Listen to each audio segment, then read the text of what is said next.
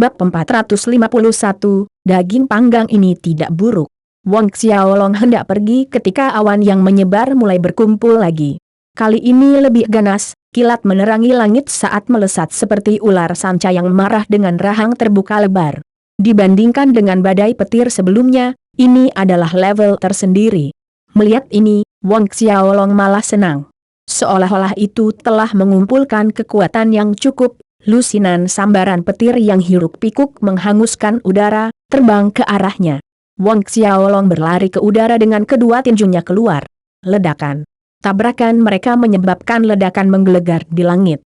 Haha, menyegarkan tawa gembira datang dari Wang Xiaolong, bersemangat untuk lebih. Waktu terus mengalir. Wang Xiaolong telah kehilangan hitungan berapa kali dia menghancurkan garis petir yang menargetkannya. Dia tahu bahwa setiap kali mereka tersebar, awan petir berkumpul lagi berkali-kali lipat. Siang hari dengan cepat berubah menjadi malam. Saat malam tiba, guntur dan kilat yang menggelegar dan berkobar di ngarai beberapa kali lebih kuat daripada siang hari. Pita petir sekarang setebal ular sanca, memancarkan kebiadaban dan kebrutalan. Aura destruktif yang mengancam dapat dirasakan bahkan di luar area ngarai, membuat para ahli di dekatnya berdebar kencang saat mereka memutar menjauh dari ngarai. Malam berlalu dengan cepat, dan segera matahari terbit mengintip dari cakrawala. Setelah bentrok dengan guntur selama 1 malam dan 1 hari, Wang Xiaolong tidak sedikit pun lelah, bahkan, dia dipenuhi energi seperti singa yang ganas. Setelah sepanjang hari dan malam berperang melawan petir, Wang Xiaolong menyadari bahwa ada benang kecil energi petir murni di dalam dantiannya yang terus-menerus meredam fisik naga primalnya. Tiba-tiba, Wang Xiaolong merasakan mutiara naga di alisnya sedikit bergetar. Ini tanda seru. Beberapa kilatan petir membidik Wang Xiaolong pada titik ini, tetapi dalam kilatan cahaya yang terang, semua petir diserap oleh mutiara naga, yang kemudian disempurnakan menjadi energi petir murni yang diintegrasikan ke dalam fisik naga primal Wang Xiaolong. Wang Xiaolong benar-benar terkejut. Apa yang terjadi di sini? Dalam keadaan linglung, gelombang selusin sambaran petir datang ke arahnya, dan seperti sebelumnya, semua petir ditelan oleh mutiara naga, diubah menjadi energi petir murni dan diintegrasikan ke dalam tubuh Wang Xiaolong. Dari keterkejutan, Wang Xiaolong menjadi tercengang. Namun, dia segera menyadari bahwa energi petir jauh lebih murni setelah diubah oleh mutiara naga, lebih mudah baginya untuk diserap dan efeknya beberapa kali lebih baik. Wang Xiaolong sangat gembira menyadari manfaatnya, dia tidak menyangka akan ada kegunaan seperti itu pada mutiara naga. Meskipun dia telah memurnikan mutiara naga dan itu adalah bagian dari tubuhnya, selama ini, Wang Xiaolong tidak merasa dia benar-benar menyatu dengan mutiara naga. Dia tetap bodoh dalam banyak aspek dan penggunaan mutiara naga. Sementara Wang Xiaolong terjebak dalam keadaan linglung, jumlah sambaran petir di sekitarnya meningkat, juga menjadi lebih tebal. Mutiara naga terus menyerap semua sambaran petir itu, dan energi petir yang dikirimnya ke tubuh Wang Xiaolong menjadi lebih kuat. Merasakan perubahan ini, Wang Xiaolong dengan cepat duduk dalam pose meditasi, menyempurnakan energi pencahayaan di dantian dan laut ki miliknya. Meski begitu, jumlah energi petir yang terkumpul di dantian dan kisinya meningkat pesat. Seiring berjalannya waktu, energi itu berubah menjadi beberapa helai energi biru muda, mengebor ke organ dalam, saluran meridian, kulit, daging, dan darahnya. Dari luar, sepertinya Wang Xiaolong diselimuti kepompong petir yang bersinar. Pada saat yang sama, tubuhnya memancarkan ki asura merah gelap, menyatu dengan kilat yang mirip dengan badai petir. Langit di atas Stellar Thunder Canyon menjadi lebih bergolak, ukuran petir lebih besar, berzigzag di antara awan tebal yang kini telah meluas 10 li di luar area ngarai. Banyak ahli yang menyimpang dari Stellar Thunder Canyon menyaksikan dengan ketakutan fenomena aneh yang terjadi dari jauh. Awan petir berlangsung selama setengah bulan. Sejak Stellar Thunder Canyon ada, fenomena aneh seperti itu belum pernah terjadi sebelumnya. Secara umum, awan petir di atas Stellar Thunder Canyon akan menyebar setelah 1 jam dan tidak akan muncul lagi selama 10 jam atau lebih. Namun kali ini, awan petir berlangsung selama 2 minggu penuh tanpa hamburan. Fenomena aneh itu menyiagakan patriark keras kurcaci dan kelompok tetua. Lagi pula, Wilayah para kurcaci berada tepat di samping Stellar Thunder Canyon. Jika awan petir tidak menyebar dan terus menyebar, cepat atau lambat mereka akan mencapai Gunung Dwarf. Untuk ras kurcaci, ini adalah bencana tingkat pemusnahan ras. Apa itu? Seolah-olah ada sesuatu yang memicu awan petir setelah berhari-hari mengamati, ras kurcaci Patriark Belian membuat kesimpulan. Namun hal itu membuat kerutan di alisnya semakin dalam. Tetua Dwarf terkejut mendengar kesimpulan Patriark Belian. Patriark, ini tidak mungkin, kan? Seorang penatua berseru dengan heran. Belian tidak menjawab, mengarahkan pandangannya pada awan petir yang melayang di atas Stellar Thunder Canyon. Situasi tetap tidak berubah selama 3 hari berikutnya. Kemudian, tiba-tiba pada hari keempat, awan petir yang tidak menyenangkan yang tampaknya berada di atas Stellar Thunder Canyon dengan cepat menyebar tanpa tanda atau suara apapun. Langit cerah lagi, dengan langit biru dan sinar matahari selama 1000 li, tidak ada awan yang terlihat. Itu hilang. Para ahli yang telah berkumpul di sekitar Stellar Thunder Canyon menjadi bingung. Bahkan dengan awan petir hilang, tidak ada dari mereka yang berani mendekati ngarai. Beberapa jam kemudian, Wang Xiaolong, yang sedang bermeditasi di tanah, berhenti menjalankan taktik Asura dan berdiri. Dalam waktu setengah bulan latihan yang singkat, kultivasi pertempuran Qi-nya telah meningkat 1 tingkat. Tapi kejutan sebenarnya terjadi dengan esensi sejati di dantiannya, energi petir murni benar-benar membentuk beberapa bola petir seukuran kepalan tangan di dantiannya. Bola petir itu melayang di bagian atas dantiannya, dan masing-masing berisi kekuatan penghancur yang mengerikan. Fisik naga utamanya juga lebih kuat dari sebelumnya. Apa yang membingungkan Wang Xiaolong pada saat ini adalah fakta bahwa mutiara naga di antara alisnya kembali sunyi, seperti sebelumnya. Dia mencoba membuatnya bergerak, tetapi tidak ada reaksi yang datang dari mutiara naga. Pada saat ini, Wang Xiaolong memperhatikan bahwa bayangan naga samar yang dia lihat di dalam mutiara naga tampak lebih jelas. Melihat mutiara naga tidak memberikan reaksi apapun yang dia lakukan, Wang Xiaolong hanya bisa menyerah. Dia terbang ke udara, meninggalkan ngarai. Tidak butuh waktu lama baginya untuk melewati ngarai yang tersisa. 1 jam kemudian, Wang Xiaolong mencapai tepi hutan. Saat ini, hari sudah gelap. Wang Xiaolong memutuskan untuk beristirahat di sini untuk malam ini dan melanjutkan perjalanannya besok. Dia menyalakan api yang berderak dalam waktu singkat, dengan beberapa permainan liar memanggang dengan riang. Duduk di dekat api, dia mengeluarkan peta 10 arah benua sambil menunggu daging matang. Di peta, itu menunjukkan hutan tempat dia berada disebut Roaming Souls Grove.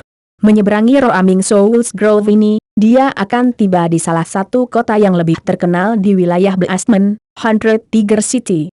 Segera, aroma daging panggang tercium di udara, dan Wang Xiaolong menyingkirkan peta itu. Ketika dia hendak menggali, seruan terkejut terdengar tidak jauh darinya, "Wah, baunya enak sekali. Daging apa itu?" Kemudian, langkah kaki bergemuruh melalui semak-semak saat beberapa ratus Beastman bergegas menuju ke arah Wang Xiaolong.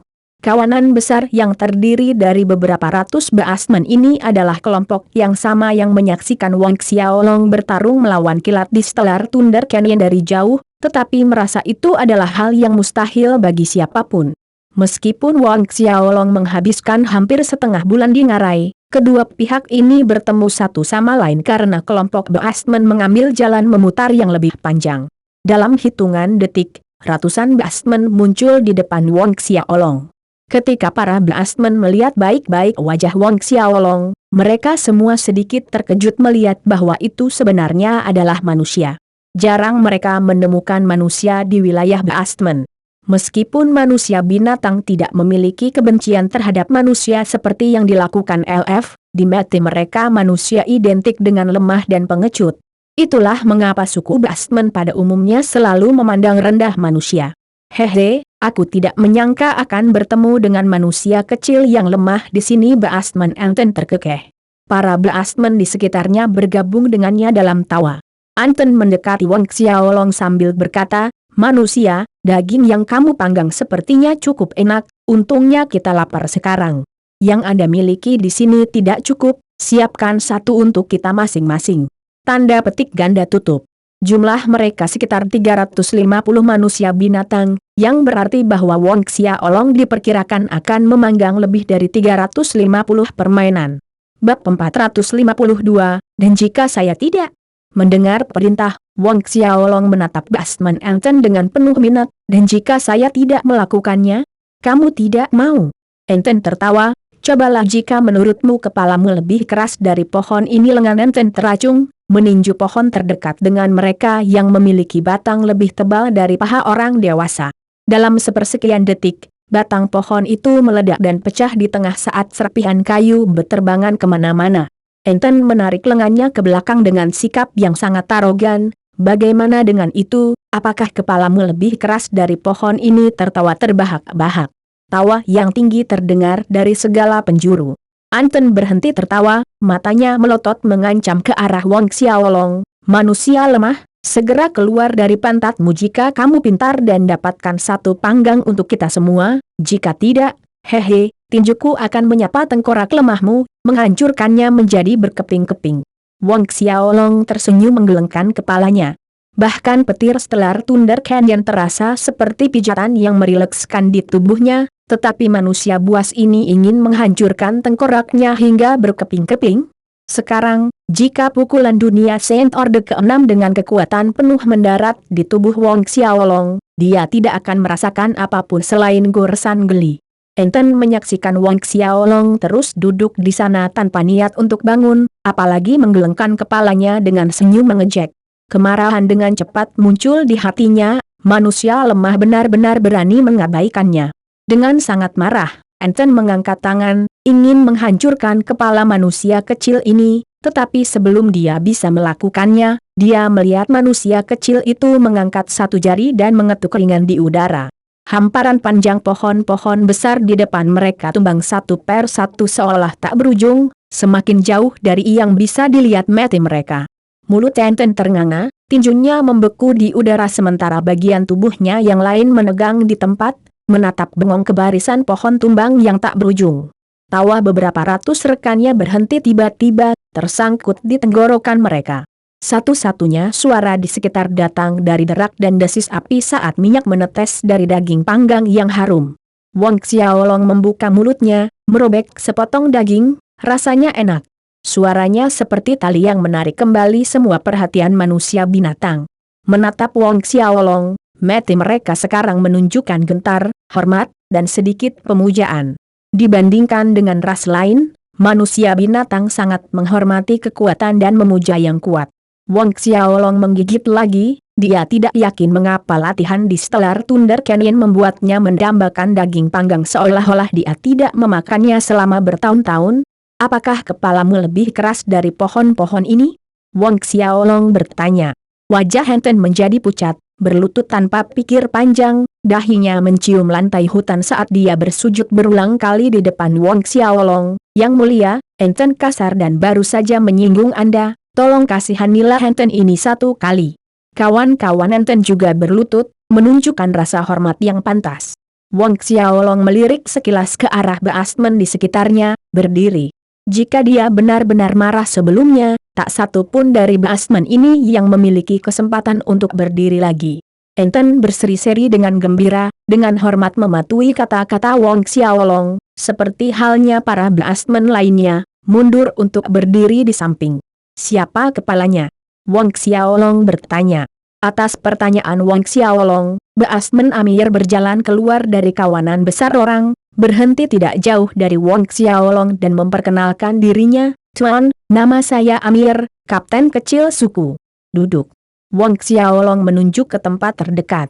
Amir sedikit kewalahan dengan perhatian Wong Xiaolong. Bingung, dia melambai dan menggelengkan kepalanya, "Tidak, Tuan, berdiri baik-baik saja untukku. Jika saya mengatakan duduk, maka duduklah," kata Wong Xiaolong. Atas sikap dominan Wong Xiaolong, Amir mengucapkan terima kasih dan duduk seolah ada jarum yang menusuk pantatnya. "Tidak perlu gugup, aku hanya punya beberapa pertanyaan," kata Wong Xiaolong. "Ya, Tuhan." Meski begitu, Amir tidak bisa menghentikan gemetar tubuhnya. Basman secara bawaan lahir dengan tubuh kekar, Basman yang lebih pendek tingginya masih melebihi 2 meter, sedangkan yang lebih tinggi mencapai 2,5 meter. Hanya berdasarkan keunggulan fisik, manusia memang terlihat lemah dan lemah di samping manusia binatang.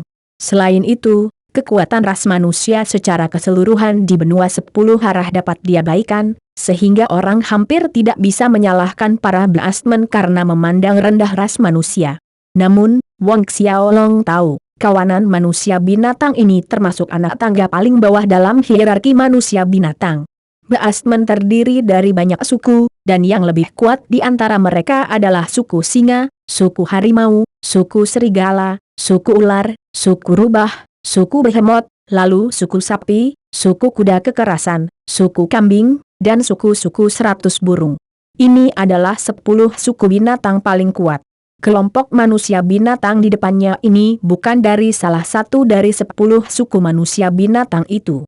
Kota 100 harimau sedikit lebih jauh. Wang Xiaolong berbicara. Itu benar, Yang Mulia, kurang dari 100 li setelah melintasi Roaming Souls Grove adalah kota 100 harimau. Amir menjawab dengan hormat. Wang Xiaolong mengajukan pertanyaan berikutnya, apakah kota 100 harimau milik suku harimau? Amir menjawab, ya, kota 100 harimau adalah milik suku harimau. Suku harimau memiliki 25 kota di bawah kendali mereka dan kota 100 harimau ini hanyalah salah satunya. Namun, 100 Tiger City adalah kota yang penting secara strategis. Wang Xiaolong mengangguk. Suku macan termasuk di antara 10 suku Beastmen terkuat, kekuatan mereka tidak bisa diremehkan, poin ini jelas dari 25 kota di bawah kendali mereka. Kemudian, Wang Xiaolong bertanya tentang castelan kota 100 harimau dan pertanyaan umum tentang suku harimau. Pada akhirnya, Amir hanyalah seorang kapten dengan pangkat lebih rendah di sebuah suku kecil, hal-hal yang dia ketahui sangat terbatas. Berbicara tentang castelan 100 Tiger City, wajah Amir bersinar dengan idola. Castelan 100 Tiger City kami adalah Lord Goodman, salah satu dari 10 prakar teratas dari suku Tiger. Saya mendengar dari kepala keluarga kita bahwa Tuan Goodman dapat meratakan gunung dengan satu pukulan. Ratakan gunung dengan satu pukulan. Wang Xiaolong terkekeh diam-diam, siapapun bisa melakukan ini dengan mudah begitu mereka melangkah ke alam Saint. Selain itu, Beastmen dikenal karena kekuatannya yang sangat besar, sehingga prestasi seperti itu tidak aneh sama sekali. Setelah menanyakan semua yang ingin dia ketahui, Wang Xiaolong jatuh ke dalam perenungan yang mendalam. Dari jawaban Amir, meskipun suku Beastmen sangat kuat di benua 10 arah, ada banyak pergulatan internal. Misalnya, suku singa dan suku harimau selalu berperang. Pada saat yang sama, dari kata-kata Amir, dia sekali lagi menegaskan bahwa Dewa Binatang adalah kepercayaan suci semua suku manusia binatang. Di dalam ras Beastmen, siapapun yang berani menodai Dewa Binatang, tidak menghormati Dewa Binatang, akan diperlakukan sebagai pendosa seluruh ras manusia binatang. Tongkat Dewa Binatang yang legendaris mewakili Dewa Binatang. Selama 10.000 tahun terakhir, suku Beastmen percaya bahwa siapapun yang mendapatkan tongkat Dewa Binatang akan menjadi reinkarnasi Dewa Binatang. Orang itu sekali lagi akan memimpin para Beastmen untuk menaklukkan benua 10 arah, merebut kejayaan masa lalu. Dalam waktu singkat itu, Wang Xiaolong mengambil keputusan. Karena tongkat Dewa Binatang dikatakan memiliki kekuatan seperti itu, melewati kota 100 harimau, dia ingin melihat apakah tongkat Dewa Binatang benar-benar dihormati oleh manusia binatang seperti yang mereka klaim. Tuan, melihat Wang Xiaolong terdiam dalam kontemplasi, Amir memanggil dengan hati-hati, apakah Anda akan pergi ke kota 100 harimau? Secara kebetulan, kami semua di sini berasal dari kota 100 harimau, bisakah kami bepergian bersama Tuan? Di dalam Roaming Souls Grove, ada sejenis makhluk jiwa aneh yang memiliki kecenderungan untuk melahap darah dan daging mangsanya saat masih hidup. Jika mereka dapat melakukan perjalanan bersama dengan seorang ahli seperti Wang Xiaolong, peluang mereka untuk keluar dari Roaming Souls Grove akan meningkat pesat. Sekilas Wang Xiaolong tahu apa yang dipikirkan Amir, tapi dia masih mengangguk setuju. Melihat Wang Xiaolong setuju untuk mengajak Ben bepergian bersamanya hampir membuatnya melompat kegirangan. Dia, Enten, dan yang lainnya dengan cepat memberi hormat sebagai ucapan terima kasih. Malam berlalu dengan damai. Saat fajar menyingsing, sinar matahari yang cerah mulai menyinari daratan. Namun, Roaming Souls Grove tetap dingin dan gelap. Matahari yang bersinar tidak bisa menembus ke dalam tanah yang suram dan gelap ini. Wang Xiaolong berdiri, berkata, "Ayo bergerak." "Ya, Tuhan." Wang Xiaolong berjalan di depan grup saat mereka masuk lebih dalam ke Roaming Souls Grove. Sebenarnya, hutan itu tidak besar, paling banyak setengah hari sudah cukup bagi kelompok itu untuk melewatinya. Bab 453, Ritus Pengorbanan Dewa Binatang. Wang Xiaolong dan para Beastmen telah melakukan perjalanan selama setengah jam ke atmosfer hutan yang tidak wajar. Ketika mereka mencapai lebih jauh ke dalam hutan rimba, udara menjadi semakin dingin, dengan gema samar dari jeritan melengking dari makhluk tak dikenal yang bermain dengan pendengaran mereka. Meskipun Amir dan sekelompok besar Beastmen tetap dekat dengan Wang Xiaolong, tangisan menakutkan itu membuat para Beastmen kekar merinding. Roh ganas. Itu adalah roh jahat. Tiba-tiba, salah satu Beastmen berteriak ketakutan. Semua orang dengan cepat melihat sekeliling dan melihat beberapa makhluk aneh yang sebagian transparan sebagian buram berbentuk seperti jiwa manusia dan mata hijau bersinar menerkam kelompok mereka dengan taring terbuka.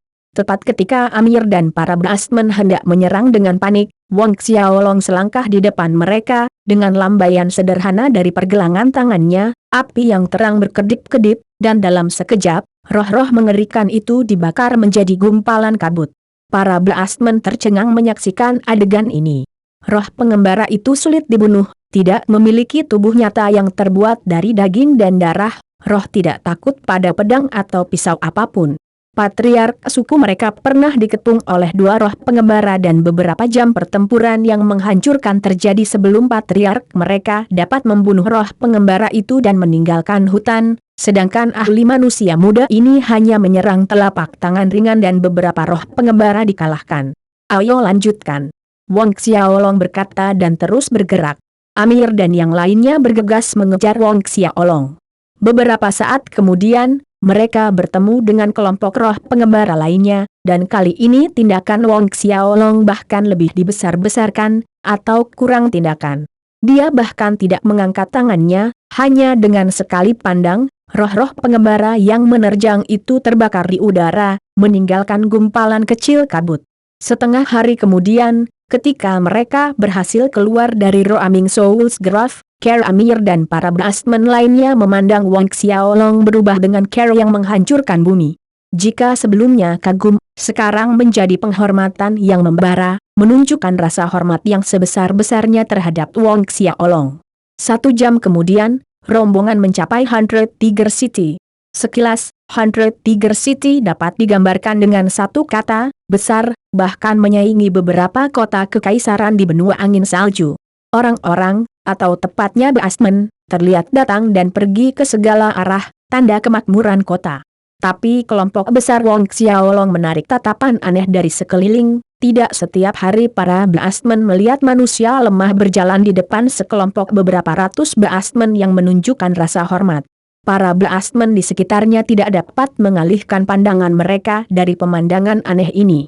"Hehe, bukankah ini Amir?" Pada saat ini, tim selusin Beastmen berjalan ke kelompok Amir dari depan. Orang yang berbicara adalah seorang Beastmen muda mirip kucing yang tingginya mencapai 2,5 meter. "Amir, aku melihat hidupmu benar-benar pergi ke anjing."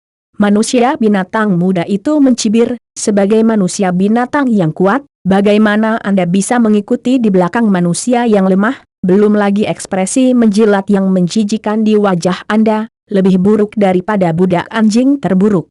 Beberapa Beastmen di belakang Beastman muda itu tertawa terbahak-bahak. "Kurang ajar."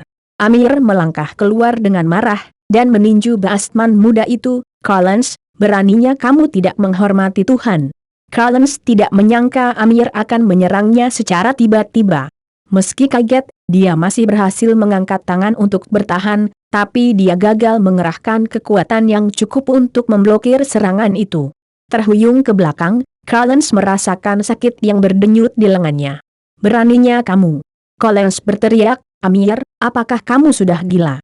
Baik Collins dan Amir telah bertukar tit for tat berkali-kali di masa lalu, tetapi Amir tidak pernah cukup berani untuk berhubungan fisik dengannya, lagi pula, kakak laki-lakinya adalah kapten kepala suku. Hari ini, untuk manusia yang tidak penting, Amir benar-benar menyerangnya. Amir memelototinya dengan dingin. Collins, berlututlah sekarang dan mohon ampun kepada Tuhan. Collins tercengang saat dia menatap Amir dengan tak percaya. Amir ingin dia berlutut dan memohon pengampunan dari manusia. Kamu gila, kamu jadi gila. Collins berteriak sekuat tenaga. Dia melambaikan tangannya ke arah Baasman yang datang bersamanya. Kami pergi. Penampilan gila Amir membuat Collins takut, dan dia tidak ingin tinggal di sana lebih lama lagi. Melihat Collins ingin pergi seolah tidak terjadi apa-apa, Amir bergerak maju, ingin menghalangi jalan Collins, tetapi suara Wong Xiaolong terdengar di telinganya. Lupakan. Baru kemudian Amir mengalah, membungkuk dengan hormat kepada Wong Xiaolong. Ya, Tuhan. Saat keadaan tampak tenang, seorang batsman berlari melewati kerumunan langsung ke arah Amir. Brother Amir, ini tidak baik. Kak Rihanna dibawa pergi oleh orang-orang dari suku harimau. Diambil oleh suku harimau. Wajah Amir menjadi pucat. Rihanna adalah tunangannya, dia dan Amir adalah kekasih masa kecil. Kehilangan keluarga di usia dini, Amir dan Rihanna saling mengandalkan. Bahkan Anton dan yang lainnya sedikit memucat. Kerner, ini, jelaskan apa yang sebenarnya terjadi. Amir mendesak dengan nada putus asa dalam suaranya. Baasman Kerner kesal, baru saja, Julio dari suku harimau datang mengklaim bahwa Sis Rihanna dipilih untuk ritus pengorbanan Dewa Binatang tahun ini, itu sebabnya dia membawa sekelompok orang dan membawa pergi Sis Rihanna. Ritus pengorbanan Dewa Binatang. Amir sangat marah, Fu kentut ibunya. Ini bukan giliran kota 100 harimau kami untuk mempersembahkan korban tahun ini untuk upacara Dewa Binatang. Julio ini merenggut wanita tak berdaya dari jalanan di siang hari bolong. Ritus pengorbanan Dewa Binatang? Ketertarikan Wang Xiaolong terpicu dan bertanya, jelaskan padaku, apa yang terjadi? Atas pertanyaan Wang Xiaolong, Amir secara singkat menjelaskan situasinya kepada Wang Xiaolong dengan hormat meskipun ada kecemasan di hatinya. Dari ribuan tahun yang lalu, suku-suku Dewa Binatang akan melakukan ritus pengorbanan Dewa Binatang setiap tahun, dan pengorbanannya adalah perawan muda dari suku-suku itu. Suku Singa, suku Harimau, suku Serigala, dan 10 suku teratas yang tersisa akan memilih perawan muda dari kota-kota di bawah pemerintahan mereka.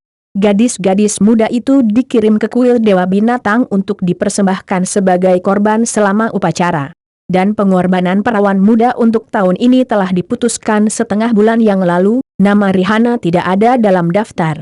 Selain itu, bukan giliran 100 Tiger City tahun ini untuk mempersembahkan korban. Sekarang, Julio dari suku harimau ini mengambil Rihanna jelas karena dia mendambakan Rihanna karena kecantikannya, soal pengorbanan hanyalah alasan. Julio tidak asing dengan tindakan tercela semacam ini, banyak wanita muda yang baik dinodai di tangan Julio setiap tahun. Masalahnya adalah, Julio ini adalah keturunan darah murni dari suku harimau, ayahnya adalah kapten kepala penjaga kota ratusan harimau. Rakyat jelata yang tidak berdaya seperti mereka hanya bisa bertahan. Tuhan, tolong selamatkan Rihanna. Tiba-tiba, Amir menoleh ke Wang Xiaolong, berlutut memohon, selama Tuhan bisa menyelamatkan Rihanna, Amir bersedia melakukan apapun yang Tuhan perintahkan. Tuhan, tolong selamatkan Rihanna. Amir tidak punya cara lain dan menaruh harapannya pada Wang Xiaolong. Dia menyadari dengan sangat baik, dengan mengandalkan kekuatannya sendiri, dia tidak memiliki kesempatan di neraka untuk menyelamatkan tunangannya.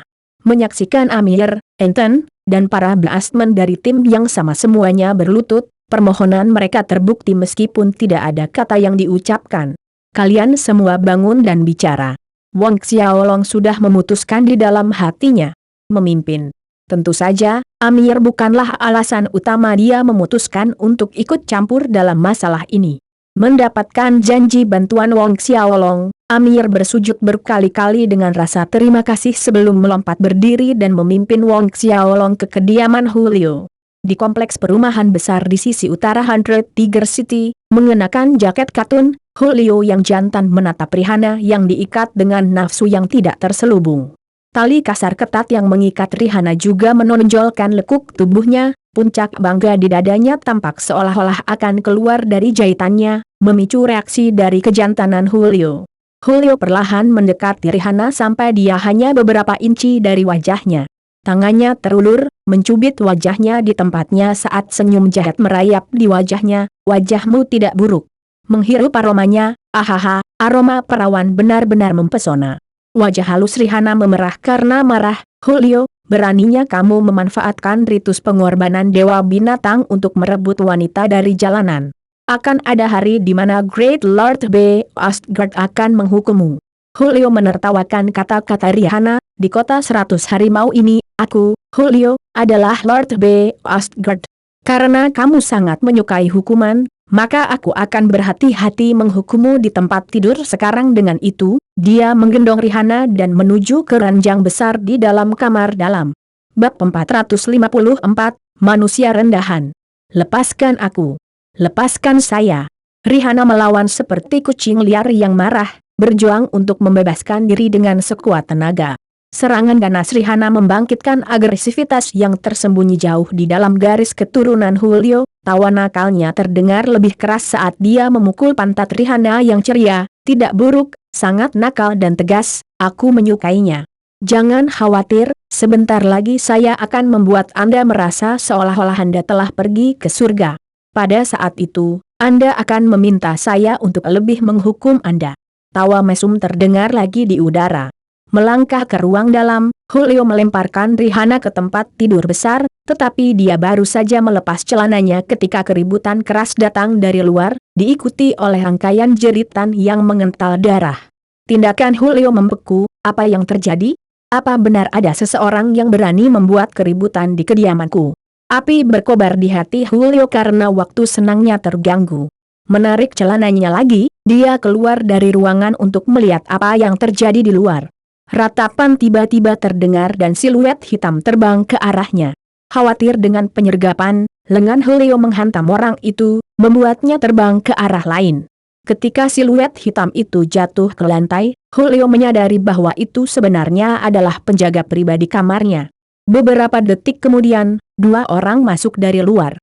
Ini mengejutkan Julio, karena salah satu dari mereka adalah seorang manusia muda berambut hitam dengan seorang Bassman mengikuti dengan hormat di belakang. Julio samar-samar mengingat Bassman ini, kapten kecil suku kecil, sedangkan untuk namanya, Julio tidak bisa mengingat sebanyak itu. Tapi dia tahu bahwa Bassman ini adalah tunangan Rihanna. Amir mengikuti Wong Xiaolong, menerobos kediaman Julio sampai ke ruang dalam. Melihat Rihanna yang terikat di tempat tidur besar, dia marah, terkejut, dan bahagia pada saat bersamaan. Rihanna, kamu baik-baik saja, tanda seru. Dia mencapai sisi Rihanna dalam beberapa langkah cepat, tangannya sudah melepaskan tali darinya. Menyaksikan Amir membobol kediamannya, ruang dalamnya pada saat itu, dan mengabaikan kehadirannya sepanjang waktu, kemarahan melonjak ke kepalanya. Tinju kanannya ditembakkan, bertujuan untuk meledakkan kepala Amir. Singkirkan FCK, bajingan! Teriak Julio. Mendengar suara udara yang menusuk, Amir berbalik dengan waspada, tetapi sudah terlambat untuk mengelak. Dia terpaku di tempat menyaksikan tinju tirani Julio membesar di pupil matanya. Kemudian, tinju Julio berhenti setengah inci dari tengkorak Amir. Semua kebisingan di sekitarnya mati tiba-tiba, satu per satu, tatapan orang-orang melayang ke atas dua jari ramping yang menahan kepalan tangan Julio di tempatnya. Julio tercengang, tapi dia lebih marah lagi, yang menghentikan tinjunya adalah pemuda berambut hitam itu. Kamu manusia rendahan. Apakah Anda tahu siapa saya? Apakah Anda berani menyinggung perasaan saya? Julio tanda seru. Menyinggung saya dan bahkan Raja Manusia Guntur atau Raja Manusia Es, Anda tidak dapat menyelamatkan hidup anjing Anda. Julio memelototi Wong Xiaolong dengan marah, menusukkan satu jari ke wajahnya, berlututlah sekarang, setelah 3 kongtol dan 9 pemujaan, tinggalkan salah satu lenganmu, aku bisa mempertimbangkan untuk menyelamatkan nyawa anjingmu. Di benua 10 arah, manusia lemah dan rendah, manusia binatang selalu memandang rendah manusia. Milik salah satu dari 10 suku Bassman teratas, dan keturunan utama suku harimau, Julio sangat marah setelah dihadang oleh manusia lemah. Ini mirip dengan udik desa yang menyinggung keturunan kekaisaran-kekaisaran. 3 kongtol dan 9 pemujaan? Ekspresi Wong Xiaolong sangat dingin, Kedua jarinya memberikan sedikit tekanan, langsung menghancurkan setiap tulang di kepalan tangan Julio. Suara tulang patah bergema di halaman, diiringi jeritan mengerikan dari Julio. Manusia menjijikan. Aku akan menjepit tubuhmu ke tanah dan membiarkan 10.000 kuda binatang raksasa menabrakmu. Julio meraung, pembuluh darah merah meletus di matanya saat dia menatap tajam ke arah Wang Xiaolong seolah-olah dia ingin mencabik-cabik Wang Xiaolong saat itu juga. Seorang manusia berani menghancurkan tulangnya. Apakah begitu? Wang Xiaolong menambahkan lebih banyak tekanan di kedua jarinya. Lengan Julio dipelintir pada sudut 90 derajat dan serangkaian suara pecah memenuhi udara, membuat rambut Amir dan Rihanna berdiri tegak. Julio akan pingsan karena rasa sakit luar biasa yang mengalir di setiap sarafnya. Dari segi penampilan luar, orang tidak bisa melihat ada yang salah dengan lengannya, namun, semua tulang di lengannya remuk, hancur berkeping-keping. Aku akan membunuhmu, dasar bajingan rendahan. Julio tiba-tiba mengangkat tangan kirinya, menyerang dada Wang Xiaolong. Tapi tangan kirinya nyaris tidak bergerak 1 inci pun ketika dua jari di tangan kiri Wang Xiaolong menjepitnya di tempatnya. Seperti yang terjadi pada tangan kanannya, irama merdu patah tulang kembali terdengar. Setelah menghancurkan kedua lengan Julio, lengan Wang Xiaolong menjentikan, membuat Julio terlempar ke sudut. Siapa yang begitu berani masuk tanpa izin ke tempat tinggalku, babi? Pada saat ini, raungan yang bermartabat bergema di udara, langkah kaki yang menggelegar menyerbu ke halaman, mengirimkan getaran ke tanah. Ini adalah suara pasukan besar yang mengelilingi perimeter. Wajah Amir dan Rihanna kehilangan semua warna, babi. Kapten kepala penjaga kota Hundred Tiger City. Bahkan patriark suku Amir perlu memberi hormat kepada babi ketika dia melihatnya, menunjukkan sikap yang lebih rendah dari budak, sedangkan di dunia Amir, babi adalah eksistensi yang jauh dari jangkauannya. Banyak penjaga kota suku harimau menyerbu ke halaman, seorang pria paruh baya dengan rompi kulit besar tanpa lengan masuk. Dia memiliki mata besar, alis tebal kasar, dan tingginya hampir 2,7 meter. Dari ujung kepala hingga ujung kaki, pria paruh baya itu memancarkan aura garang, terutama matanya. Ayah, selamatkan aku. Melihat pria paruh baya suku macan kekar, Julio berjuang dari lantai dan berlari ke sisi pria itu. Matanya bersinar dengan cahaya ganas saat dia menunjuk ke arah Wang Xiaolong. Hamba sialan ini, dia baru saja menghancurkan tulang di lenganku. Ayah, jangan biarkan hama ini lolos. Namun, kata-kata Julio baru saja keluar dari mulutnya ketika telapak tangan ayahnya mengenai wajahnya. Kekuatan itu membuatnya berputar beberapa putaran di tempat. Julio tertegun. Sampah. Babi mengumpat dengan gigi terkatup. Takut oleh kemarahan ayahnya, Julio menundukkan kepalanya dan menyusut ke belakang, di mana salah satu penjaga suku harimau merawat lukanya. Mata tajam babi menyapu Amir dan Rihanna sesaat dan keduanya langsung merasa seolah-olah kehilangan semua kekuatan, kaki mereka melunak, hampir berlutut. Anak muda, apakah kamu tahu konsekuensi dari tindakanmu? Mata babi akhirnya berhenti pada Wang Xiaolong, suaranya sangat dingin. Ini adalah pertama kalinya seorang manusia berani masuk ke kediamanku dan bertindak sangat kurang ajar. Konsekuensi? Saya benar-benar tidak tahu. Wang Xiaolong tampak menyendiri seolah dia tidak peduli, bahkan jika aku tahu. Terus kenapa? Babi menyeringai tanpa kegembiraan, bisa tetap tenang bahkan setelah melihatku, harus kukatakan, kamu cukup berani. Tetap saja, sayang sekali, Anda tidak akan bisa melihat matahari terbit besok. Pakar alam sains ras manusia dapat dihitung dengan satu tangan, dan dia telah melihat semuanya. Babi tidak percaya bahwa pemuda berambut hitam ini lebih kuat darinya. Pada penurunan suaranya, sosok babi menjadi kabur saat dia berlari, tinjunya mengaum ke arah Wang Xiaolong. Gambar suralis kepala harimau muncul, menutupi kepalan tangan babi. Tinju harimau. Kemuliaan harimau melonjak langit. Kekuatan setengah saint puncak dilepaskan tanpa menahan. Di bawah kepalan tangan babi, aliran udara dan ruang tampak terdistorsi. Menyaksikan tinju babi hendak menyerang Wang Xiaolong, wajah Amir menjadi abu-abu. Dia tidak tahan melihat adegan Wang Xiaolong dihancurkan menjadi pasta daging dan menutup matanya. Sudah menjadi rahasia umum bagi semua orang yang tinggal di Hundred Tiger City bahwa babi, Kapten kepala penjaga kota Hundred Tiger City adalah setengah Saint Puncak. Sekuat apapun Wang Xiaolong, di mata Amir, itu masih tidak bisa menyaingi setengah Saint Puncak seperti babi. Haus darah dan kegembiraan bersinar di mata merah Hulio melihat ayahnya menyerang, hanya ada sedikit penyesalan bahwa dia tidak bisa mengakhiri manusia itu dengan tangannya sendiri.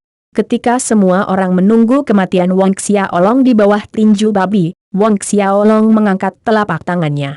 Hanya dengan jentikan jari yang lembut, bayangan harimau di tangan babi hancur dan menghilang dalam sekejap. Ruang yang terdistorsi kembali normal. Yang paling mengejutkan dari semuanya adalah fakta bahwa kepalan tangan babi terjepit di udara oleh dua jari Wang Xiaolong, seperti yang terjadi pada Hulio sebelumnya. Rasanya seperti deja vu. Bab 455, Cuan Bawahan Dewa Binatang. Beberapa saat yang lalu, terjadi badai yang dahsyat, namun dalam sekejap mata, semuanya berubah menjadi tenang dan damai. Babi menatap bengong ke tinjunya yang disematkan oleh dua jari Wang Xiaolong. Apakah ini benar-benar tinjunya yang bisa membunuh 1000 ternak yang kuat dalam satu pukulan? Tinju harimau. Kemuliaan harimau melonjak langit. Kekek Wang Xiaolong membawa penghinaan yang jelas. Saya katakan, ini lebih mirip Cat Fist, Sky Soaring Cat Glory lebih tepat. Wang Xiaolong menambahkan tekanan di kedua jarinya. Kakak. Suara patah tulang bergema di halaman. Saat tulangnya hancur, rasa sakit yang akut menyebar. Bahkan dengan kemauan keras babi, jeritan keluar dari tenggorokannya. Pergelangan tangan Wang Xiaolong kemudian berputar, meremas lengan babi seperti kain lap, meremukkan tulang di lengannya. Babi berteriak lebih keras, bahkan lebih keras dari jeritan anaknya Hulio. Hulio menatap kaget pada adegan ini. Amir linglung, semua penjaga kota suku harimau di kompleks semuanya linglung. Reaksi babi sama seperti putranya, Hulio. Didorong oleh rasa sakit yang tak tertahankan, babi melancarkan serangan ke arah Wang Xiaolong dengan tangan kirinya. Namun, tinju kirinya juga dihentikan di udara oleh Wang Xiaolong seperti halnya tinju kanannya. Inci demi inci, tulang lengan kiri babi dipatahkan oleh Wang Xiaolong. Reaksi babi karena rasa sakitnya sangat dramatis. Mulutnya terbuka berbentuk oval panjang, matanya setengah menonjol keluar dari rongganya, dan hidungnya bengkok ke samping. Wajah ini terlalu konyol dan lucu. Sayangnya, baik Hulio maupun penjaga kota tidak ingin tertawa. Kamu banyak, ambil nyawa anjing sampah ini, cepat bunuh anjing sialan ini. Hulio berteriak pada penjaga kota di sekitarnya beberapa saat kemudian. Teriakan Hulio mendorong penjaga kota yang kebingungan untuk bertindak, tetapi sebelum mereka dapat menyerang, Wang Xiaolong melambaikan telapak tangannya dan udara membeku. Para penjaga kota menyadari keheranan mereka bahwa mereka tidak bisa bergerak. Manipulasi ruang. Dengan jentikan jari Wang Xiaolong lainnya, babi terbang menjauh seperti sehelai daun layu. Kekuatan isap kemudian datang dari telapak tangan Wang Xiaolong, menyeret Hulio di depannya. Anjing sampah? Seringai Wang Xiaolong sangat dingin, jari-jarinya membentuk cakar yang menusuk dada Hulio, menghancurkan tulang rusuk di dalam tubuhnya. Ratapan pengental darah Hulio terdengar seperti babi yang disembelih. Rasa sakit ini melebihi apa yang dia rasakan ketika tulang lengannya hancur. Wang Xiaolong melanjutkan, sejumput lagi, tulang rusuk lainnya hancur. Segera, semua tulang rusuk Hulio dihancurkan oleh Wang Xiaolong satu per satu. Pada akhirnya, Hulio pingsan karena rasa sakit yang menyiksa. Para penjaga kota lumpuh ketakutan, terpaku di tempat saat mereka menatap Wang Xiaolong dengan mata ketakutan. Semua orang, termasuk Amir, ketakutan. Apakah ini benar-benar pemuda sopan penuh senyum yang duduk di samping api unggun tadi malam? Melihat Hulio pingsan, Wang Xiaolong mengangkat satu kaki dan menendang tubuh Hulio yang lemas. Tubuh Hulio melengkung di udara, kebetulan jatuh di samping tubuh babi. Dengan tendangan sederhana itu, Wang Xiaolong telah menghancurkan semua organ internal Hulio, laut qi, meridian, dan vitalitasnya. Babi sedih melihat jenazah anaknya, ada rasa marah, tapi juga takut. Ketika Wang Xiaolong mendekat, babi mundur tanpa sadar. Apa yang kamu inginkan? Tanda seru. Kapten kepala penjaga kota Hundred Tiger City tergagap. Pergi, beritahu Goodman untuk datang dan menemuiku. Wajah Wang Xiaolong muram. Goodman, castelan dari Hundred Tiger City. Pergi. Selesai mengatakan ini, Wang Xiaolong berbalik dan pergi. Siluet Wang Xiaolong hampir menghilang sebelum Amir tersadar, dia meraih tunangannya Rihana dan bergegas mengejar Wang Xiaolong, meninggalkan tempat itu seolah-olah hidup mereka bergantung padanya. 1 jam kemudian, di dalam castelan Manor di Hundred Tiger City, wajah Goodman muram melihat lengan babi yang lumpuh dan mayat Hulio tergeletak di lantai. Niat membunuh dan amarah yang mengerikan muncul dalam dirinya, semakin intens, menenggelamkan seluruh castelan Manor kota 100 harimau dalam suasana yang menyesakan. Seorang manusia angkuh di Hundred Tiger City, melukai kapten kepala pengawalnya. Dan di atas semua itu, membunuh keturunan murni dari suku harimaunya. Dia bilang aku harus pergi menemuinya. Pertanyaan lembut suara Goodman dipenuhi bahaya. Begitulah, Lord Goodman, jawab babi dengan hormat. Bagaimana menurutmu? Tanya Goodman. Babi menjawab, tidak diragukan lagi, manusia itu adalah ahli alam Saint. Namun, saya mengenali semua pakar alam Saint di benua 10 arah kita, jadi dia pasti seseorang dari benua angin salju atau benua Starcloud, bahkan mungkin tanah berlam. Dengus dingin datang dari Goodman, sepertinya suku harimau kita sudah terlalu lama diam, anjing liar atau kucing liar manapun yang datang dari angin salju atau benua Starcloud berani begitu lancang di depan kita suku harimau. Baiklah, akhir-akhir ini hari-hariku menganggur, aku akan menggunakan darah manusia ini sebagai persembahan untuk pisauku. Goodman sudah menghilang dari aula dalam sekejap ketika kata terakhirnya terdengar. Sesaat kemudian, Goodman keluar dari Hundred Tiger City, terbang lurus menuju Bukit 100 Li dari kota. Pada saat ini, di puncak Bukit 100 Li di luar kota 100 harimau, Wang Xiaolong berdiri tegak. Dia telah melepaskan auranya, percaya bahwa castelan Goodman mampu menemukannya. Seperti yang diharapkan, tidak butuh waktu lama untuk suara angin yang berhembus dengan kecepatan tinggi memasuki telinganya. Orang itu melanjutkan ke arah Wang Xiaolong, energi permusuhan yang kuat diarahkan ke punggungnya. Tinju Dewa Harimau. Bayangan kepala harimau yang sangat besar datang mengaum, energi tajam yang merobek ruang ditujukan padanya. Wang Xiaolong bahkan tidak repot-repot untuk melihat, dia berputar dan tinjunya melawan penyerang secara langsung. Ledakan yang menggema membuat udara. Gelombang kejut menyebar seperti tornado, pepohonan dan tanah meledak di udara, mengguncang seluruh bukit kecil. Wang Xiaolong terhuyung-huyung beberapa langkah ke belakang, dengan cepat memantapkan dirinya, sementara si penyerang berhasil dipukul mundur, mendarat lebih dari selusin meter jauhnya. Syok tertulis di seluruh wajah Goodman sambil memandang Wang Xiaolong. Baru saja, manusia muda ini benar-benar mengambil pukulan kekuatan penuhnya dan hasilnya seri. Dia adalah ahli alam Saint Orde ke-8 awal. Goodman menjadi serius setelah mengatasi keterkejutannya. Kekuatan prajurit ini tidak buruk, tidak heran kamu berani merajalela di wilayah suku harimau saya, membunuh keturunan suku harimau saya. Goodman menatap Wang Xiaolong dengan dingin, tapi, tidak peduli siapa kamu, berani membunuh keturunan suku harimau saya hanya memiliki satu hasil, kematian. Goodman mengangkat kepalanya, mengeluarkan raungan menggelegar. Lingkaran api merah keemasan menyelubungi tubuhnya. Pada saat yang sama, tubuh Goodman mulai berubah, dagingnya beriak dan ototnya tumbuh. Satu per satu, garis-garis macan muncul di kulitnya, termasuk wajahnya, dan paku macan tumbuh di lengan dan kakinya. Ekor macan panjang tumbuh dari tulang ekornya. Meskipun Basman tidak bisa memanggil roh bela diri dan transformasi jiwa seperti para pembudidaya dari Snow Wind dan Starcloud Continent, mereka yang memiliki garis keturunan yang kuat dan murni, dapat kembali ke bentuk binatang mereka. Setelah kembali ke bentuk binatang, kekuatan mereka berlipat ganda, menyaingi transformasi jiwa ahli manusia. Setelah transformasi binatang buas, aura harimau Goodman menjadi lebih menonjol dan mendominasi saat dia mempersempit jarak ke Wang Xiaolong. Di saat-saat terakhir, sebelum dia hendak menerkam manusia muda itu, sebuah tongkat kerajaan muncul di tangan Wang Xiaolong. Bagian atas tongkat memiliki ukiran kepala binatang mitos, matanya lebih merah dari darah, memancarkan kehadiran lama yang tak terbantahkan. Di depan kekuatan binatang mitos kuno ini, Goodman merasakan penindasan mengerikan yang datang dari bagian terdalam jiwanya.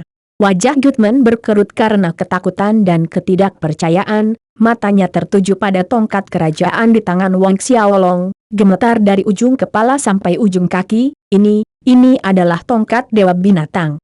Itu benar, ini tongkat Dewa Binatang. Wang Xiaolong mengakui. Tongkat Dewa Binatang. Tongkat Dewa Binatang sejati. Goodman memerah karena kegirangan saat dia bersujud, lebih tepatnya, dia memeluk bumi yang agung. Orang baik dari suku harimau menyapa Tuan Liege, Dewa Binatang. Wang Xiaolong bingung mendengar Goodman menyebutnya sebagai Liege Lord B. Astgard, tetapi sesaat kemudian dia teringat legenda yang mengatakan bahwa siapapun yang memiliki B. Astgard Sceptre adalah penerus yang dipilih B. Astgard berikutnya. Tampaknya bagi Wang Xiaolong bahwa dia telah meremehkan status terhormat yang dipegang oleh Dewa Binatang dalam pikiran manusia binatang. Baru saja, Goodman, yang berusaha mati-matian ingin membunuhnya, bersujud di hadapannya dalam sekejap mata setelah melihat tongkat Dewa Binatang, pendewaan instan.